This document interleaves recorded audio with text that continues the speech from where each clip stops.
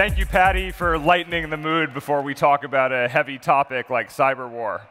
I want to say good morning to everybody and just let you know what an honor and a privilege it is to be here with you today to talk about what I believe is truly the seminal technological and geopolitical topic of our time, which is how we prevent a cyber war.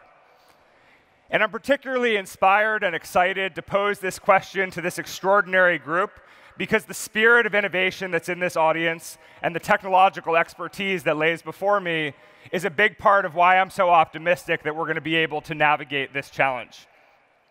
But before we delve into this sort of very challenging topic, I think it's worth reflecting back historically on how we sort of arrived at this moment where we now have to ask this sobering question.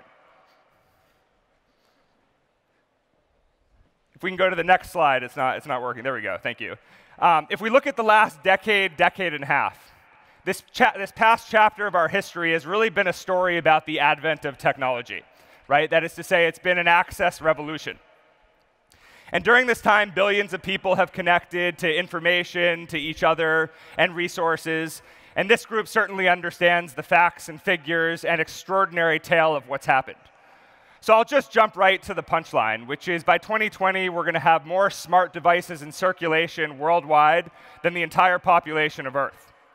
And it wasn't obvious that the devices would be cheap enough, ubiquitous enough, and have the supporting infrastructure such that I'd be able, for instance, several months back, to take a trip to the border between Pakistan and Afghanistan, spend time in the rural Fatah region, and have better 4G access on my phone than I do in the kitchen in my apartment in Manhattan. And that's the world that we've come to know. So what you conclude is that we're basically ready to close the book on this chapter of history, that we're moving from an era of the advent of technology to a moment where technology is now ubiquitous. And there's a lot of learnings that I think we should reflect on as we charter the path forward and navigate some of the major challenges on the horizon. Now, the first prescription that we should take away is it's been a mixed story.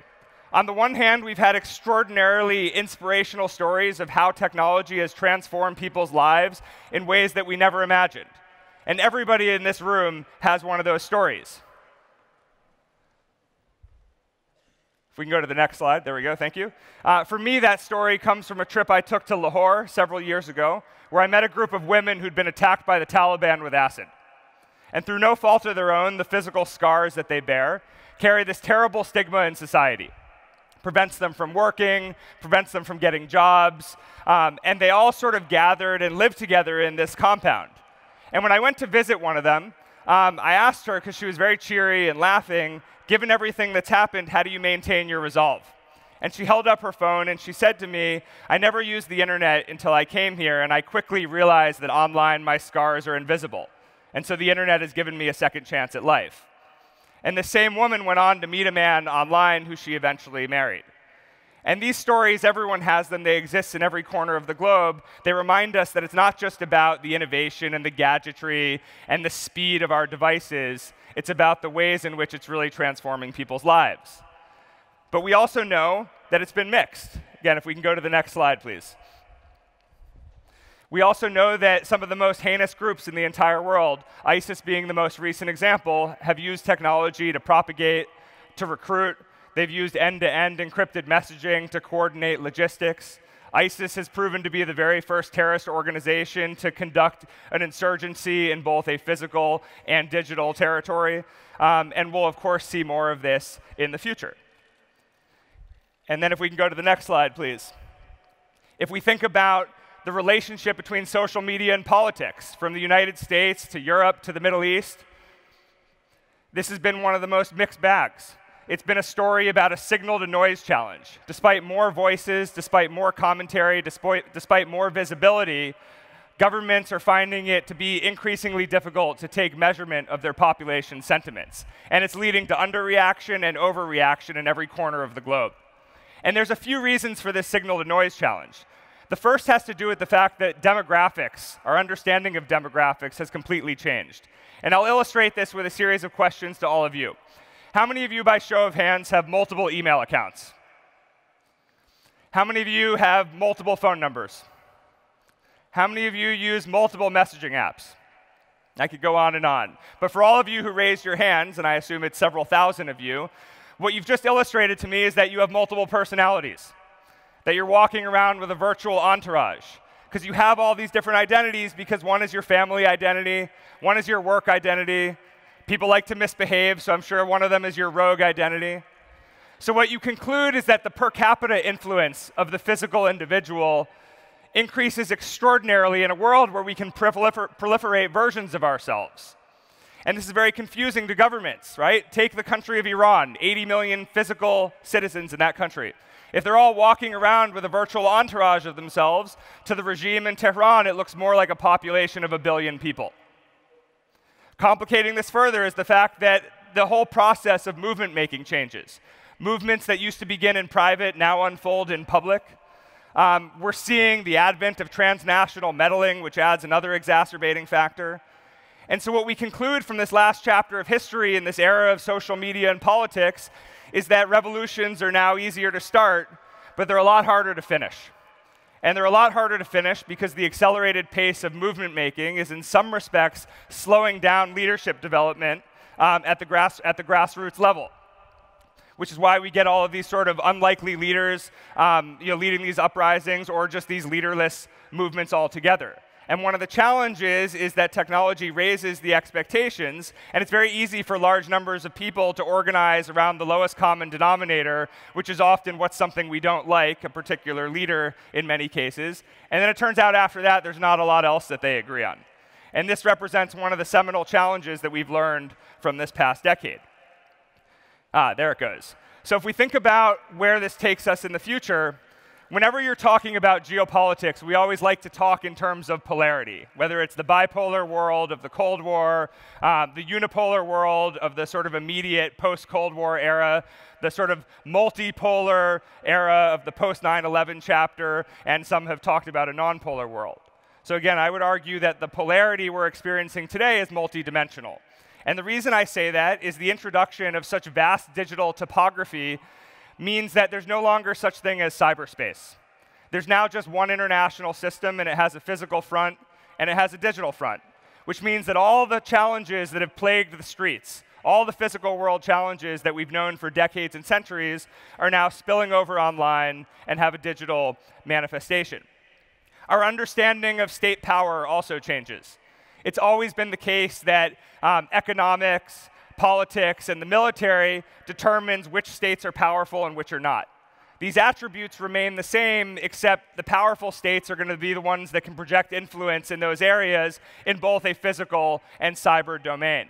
And if you think about this, you get certain countries like the United States and China that have a robust technological ecosystem, as well as they are sort of pre-existing superpowers. They gain disproportionately in this new hybrid world. You get countries like Russia, which in a world that was purely physical was, for all intents and purposes, a declining power that's now been able to resurrect a lot of its Cold War tactics in a world that's as much digital as it is physical. You get adversarial nations like North Korea and Iran, who in a world that's purely physical are sanctioned and pariah nations. But in a hybrid world, they're willing and able to deploy some of the most nefarious cyber tactics around the world, which again give them disproportionate influence. And then you get your gems like Israel and Singapore and Estonia that are able to punch way above their physical weight and size and project extraordinary influence in the international system. But another aspect of this multidimensional polarity is that if the world is hybrid, every country is going to have two foreign policies. They're going to have one for the physical side of the world and one for the digital side of the world. And by the way, they're not always going to be consistent. So let's look at the relationship between the United States and China as just an example. In the physical world, the two countries are sort of frenemies and have a complex relationship, but it functions and it works. If you look at the digital relationship between the two governments, it's more adversarial, kinetic, and warlike than the physical one between the United States and North Korea, even at this moment. So in this multi-dimensional world, how do we navigate the contradictory foreign policies that states practice towards one another? And of course, with this recalibration of power and this change in terms of how we think about the international system, we're looking at old challenges manifest themselves in new ways and in new theaters. And the most obvious observation that I'll make is that in the future, I believe that all wars are going to begin as cyber wars. And they're not necessarily going to spill over into the physical domain. They're going to unfold silently and visibly, relatively inexpensively, and they're going to really be defined by the marriage or the union of traditional hacking of systems and infrastructure with growing efforts that we're increasingly seeing to hack the conversation and hack the discourse, which we've sort of largely thought of as these disinformation efforts. Now, not all states will possess the same capacity, so we should assume that states that don't have the organic capability of doing this may go out and procure this on the black market. We may see some countries get back in the business of state-sponsored terrorism in the digital sense. And then if you look at countries like Ukraine, countries like Syria, you see what modern warfare looks like in these contexts, where you have physical war, you have hacking of systems and infrastructure, and then you also have robust disinformation campaigns happening on top of it. And what you realize is that historically, violence has been used to destabilize the physical state. But how well a society is able to function is an aggregate of its physical stability and its digital stability. So if violence is how one destabilizes the physical state, then the erosion of truth and the sort of prevention of the free flow of information is how the information side of the state gets destabilized. And there's several tactics that we're seeing governments increasingly look to.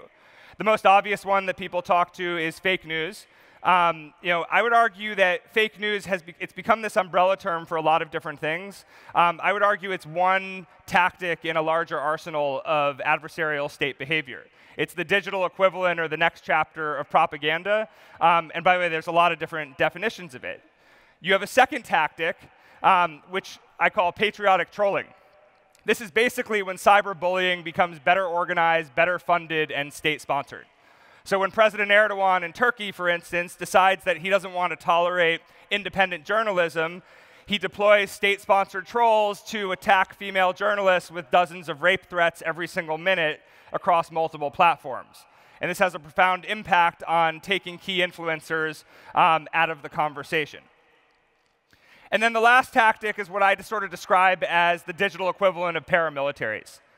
This is governments literally creating fabricated accounts based on stolen photos that are designed to represent key constituencies in faraway societies.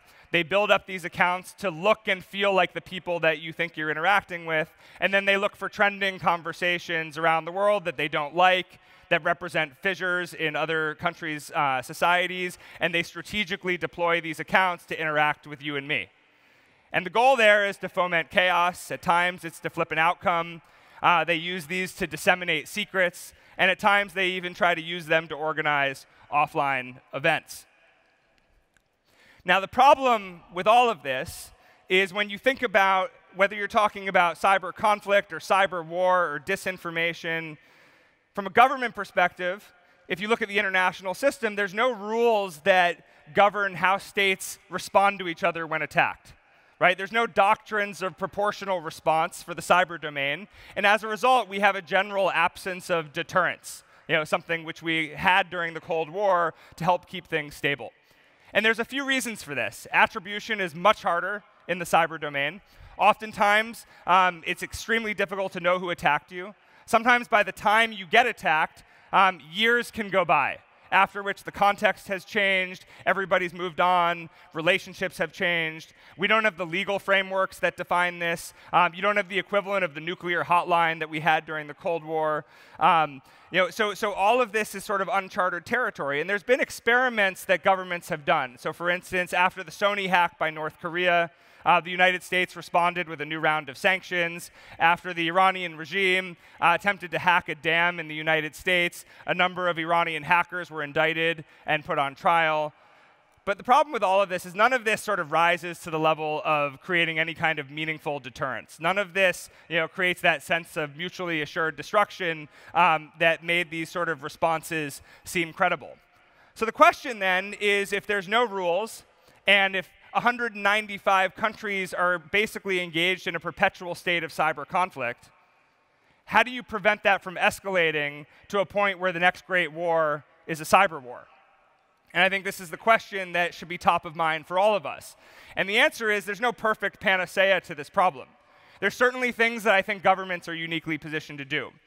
For instance, can governments build an understanding of low, medium, and high intensity targets so that all the countries are operating based on the same vocabulary? So for instance, can countries even agree on what types of targets constitute critical infrastructure? Or what are the types of targets that, if attacked, could lead to loss of human life? So that way, again, as they're formulating doctrines of proportional response, they can speak with the same language and the same taxonomy. There's also a lot that governments can do to use foreign assistance to help build out the technological infrastructure to be sufficiently robust. Government can always do more to practice better cyber hygiene. All the sort of campaigns that are funded around physical health. There's an opportunity to fund similar campaigns around citizen cyber hygiene, since at the end of the day, one of the best ways for a society to protect itself is for all of its citizens to practice that better hygiene. But ultimately, there's a burden sharing that happens, right? While governments are trying to figure this out in the cyber domain, and while governments are trying to figure out how they make sense of this new chapter of conflict, I think that there's an opportunity for private sector companies to step up. I think that there's a particular role for private sector companies to play around some of the digital aspects of these challenges. And I'll give you just a few examples. The first has to do with the global conversation. If you think about the internet as just one big conversation that's playing out all the time, for all of us who are online, one of the most universally understood challenges that we encounter is just the general decline of civility of conversation. The statistics tell us that 72% of people connected to the internet have witnessed some kind of online harassment. Another 47% have personally been victims of online harassment. And another 27% say that they actively self-censor out of a fear of some kind of retaliation. So we think of this as the cyberbullying problem or the meanness problem. But if we put it in a geopolitical context, you think about all the societies that are newer to the internet. These are countries that are ridden with ethnic, political, and sectarian conflict. What we think of as meanness and cyberbullying may become the next wave of sectarian, ethnic, and political conflict. And it's going to play out online in the form of toxicity long before it's going to spill over into the streets as violence. Now, if you had asked me 2 years ago, I would have said this is a seemingly intractable problem. But there's a few things that have changed. The amount of training data that's out there around toxicity and various other emotional attributes allows us for the first time to use machine learning to try to facilitate better conversations. So one of the things that we've done at my alphabet group, which is Jigsaw, is we've built a machine learning model that helps publishers and platforms measure toxicity on the internet. And the way it works is they basically run all their comments through our API, which is free, by the way, and it returns a score of 0 to 100 of how likely that conversation is to make, how likely that comment is to make somebody leave the conversation. And if the internet's made up of publishers and platforms, what can they use this measurement tool for? Well, some of them are using it to scale moderation. Others are using it to empower the reader to dynamically turn the volume up or down, depending on what their own toxicity threshold is. And then some are using it to create kind of the equivalent of a spell check for toxicity. So I give this as sort of one example that can happen across lots of different platforms. And if we get it right, if we help publishers and platforms navigate the complexity of civility in conversation, then I think we have a reasonable shot at ensuring that the nastiness of the physical street that we see playing out around the world doesn't spill over online at a scale that becomes unimaginable. And then the last example I'll give has to do with violent extremism. As I mentioned earlier, we know that terrorists, ISIS being the most recent example, uses the web to recruit. So I've looked at this space for a long time and asked myself the question, what can we do that's different than just sort of throwing out a bunch of videos that are produced with Hollywood-esque content and hope that it changes a bunch of people's minds who might want to join an extremist group? Well, we have sort of an anthropological and investigative approach at Jigsaw, so we sent a team of people to Iraq, where they interviewed a dozen people who had recently defected from ISIS in just the last several weeks. Similarly, we've interviewed people who got arrested trying to join ISIS in Europe and elsewhere to try to understand the role of technology in the recruitment process. And what we concluded from this is, as it pertains to targeted advertising online, the most effective tactic is to focus on the people who are already radicalized and trying to search to figure out how to take the next step. We then worked with counter-extremism organizations around the world to develop AdWords, video ads, and display ads that looked like answers to the questions that these young people were searching for. Because the sort of teenage ISIS defectors that we interviewed, it turns out that, like all teenagers around the world, they don't click on things unless they look like answers to their questions, and they certainly don't click on things that look like they're challenging their teenage views. So then when they click on these ads, as you can sort of see it on a reel up here, where do they go? Well, it turns out from the interviews, we also learned that you don't need that Hollywood-esque content. It turns out that they don't care about the quality of the production. They care how well the video answers their question. And there's plenty of content that exists already online to be repurposed for this. So we engaged counter-extremism organizations around the world to repurpose literally thousands and thousands of existing organically uploaded content in English and in Arabic on YouTube, such that when somebody is searching for, how do I become a nurse for the Islamic State, and they then click on an ad saying, learn everything you need to know about becoming a nurse in the Islamic State, they get redirected to a video that shows them that the hospitals are being used to store weapons, not to treat patients.